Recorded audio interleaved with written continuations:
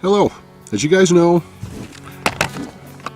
I'm a big fan of folding saws. There's probably some more coming depending on the budget and so on. That'll be really cool. And I got another review coming up today. It's going to be a really simple video. That is how to change a blade. It's going to be a lot simpler than you guys thought. I'm Dean, and this is the Alberta Bushcrafter channel.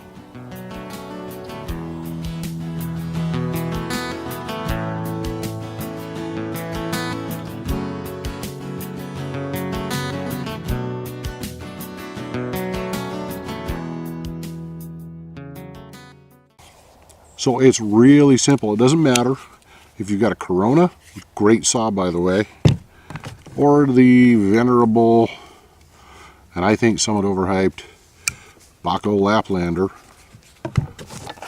or my favorite, which is right here. Well, my favorite small folding saw, like the Silky GomBoy 240, and now you know why I love that. So it's really simple. This is where you got your multi-tool or Swiss Army knife. You'll see that there's a screw there. All you need to do, loosen it, and on some of them, though, be very careful. Sometimes there's a washer in there keeping it snug. Off it comes. See, this one actually does have a washer on it.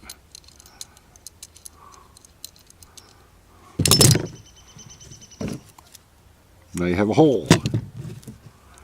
Now remember what side the screw is on. I just dropped it. That's going to be fun. So in this case, you can see you got a small screw and you've got a washer. And the washer, you may notice, is not straight. So that's actually so it puts pressure on the blade. All you do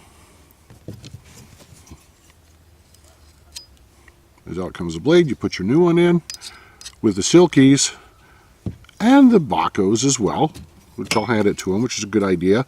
You can actually get different blades. This one is a 10 tooth per inch, so it's about a medium. They go all the way down to 6 teeth per inch, which are, this is about 6 or 7.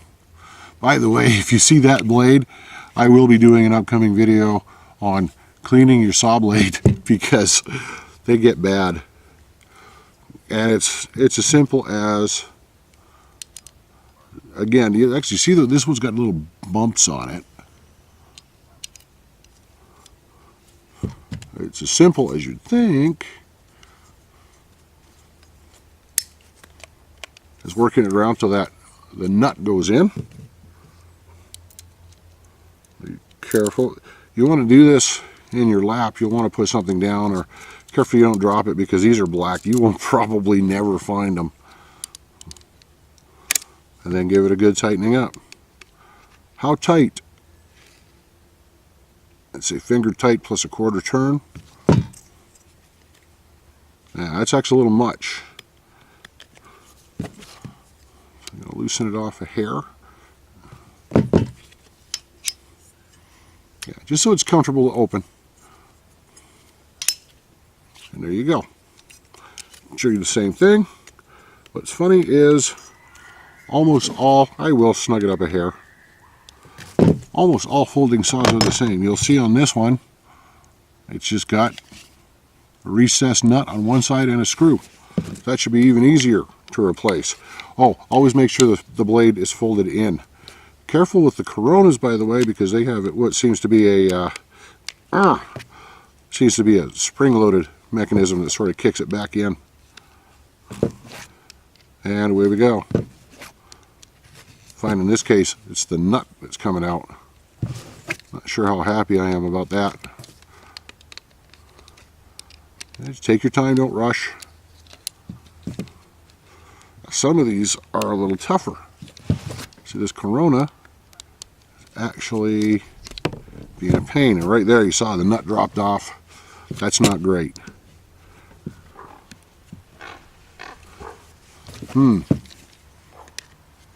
So a little pressure on the screw should pop it out.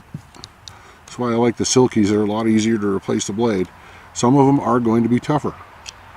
Now, this one, see, this is a different type of screw. Once again, out comes the blade. In goes the new one. I am not sure if with Coronas you can get different blades. I will research that. I imagine you can. And away it goes. So, well, we may as well do some ratings here. Ease of blade replacement. The Corona I'd give 3 stars. Silky I'd give 5. So now we'll just zip along, because that screw just popped right out. There is a positive lock on the Corona, which is a nice feature. We will do a review on that saw someday. With the Bahco, which many of you will be familiar with, once again, recessed nut, recessed screw as well. Oops, yeah, make sure you close it. See, that was almost a learning experience there.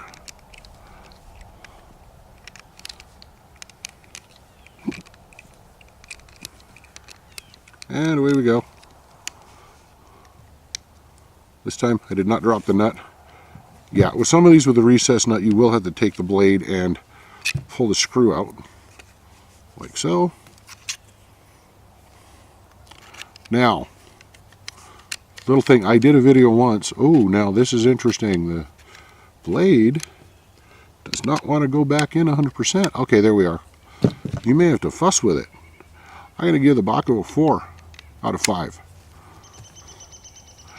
With Bahcos, you can look around. I've seen them on Amazon. Be very careful about Amazon, by the way, because at least here in Canada, there are some real gougers. I've seen the same blade go for 20 bucks up to 150, because people just think, oh well, this is online. These idiots will pay whatever we want. Yeah. Well, thankfully I'm not an idiot. Most times. I don't have an inner child, I have an inner idiot that surfaces sometimes. There we go. Nice and smooth. Now, just one last thing. I know a few of you who really follow a couple of the major channels here been ragging on me for picking the Silky over the Bahco. And I'm also going to pick the Corona over the Bahco Laplander. Why? Well, it's mostly because once you get used to the pull cut on both these saws, they are much more aggressive, especially a 240. If you look at the Big Boy 2000, which is a 360 mil blade, wow. It's just a better designed saw.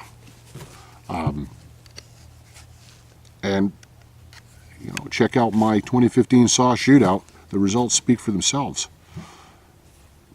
So, be that as it may, haters gonna hate. Anyways, that's how to replace a blade on 3 of the most popular bushcraft saws around. I've tested this on the Coglins. It works the same way. The main thing you might have trouble is actually getting spare blades. I do know the Silkies are very easy to find, and you can find multiple blades from extra fine tooth all the way up to extra large for most models. It depends. Like the 130, you're not going to get a 6 tooth per inch extra long, extra large tooth pattern. But for example, this is a 170. That's a large, and it's a Japanese tooth pattern. Very aggressive pull saw. So that's the thing. Blades can be tough. It's always nice to have, like a little pouch I use for mine, and I do keep a spare blade in there for my 170. And it's good because, well, another bit of advice, don't lend your saw out to someone who doesn't know how to use it, especially if it's a pull saw, because it'll come back in an S shape. People need to be educated. Show them. I know folks will say, don't worry, I'll cut the wood for you, or I'll show you how to use it, because, well, pull saws are a lot. Well, they're not a huge learning curve, but they are if you're used to a push-pull like the Laplander. Just like I said, a bit more saw advice. There will be more saw videos coming. I'm kind of a saw fanatic. Really hoping on one that's going to blow you away. But, well, that's going to depend on the budget. Anyways, how to replace a saw blade. That's it. So, like, share, comment, and subscribe. I want to thank you very much for watching. My name's Dean. This is the Alberta Bushcrafter channel. Take care, and good day.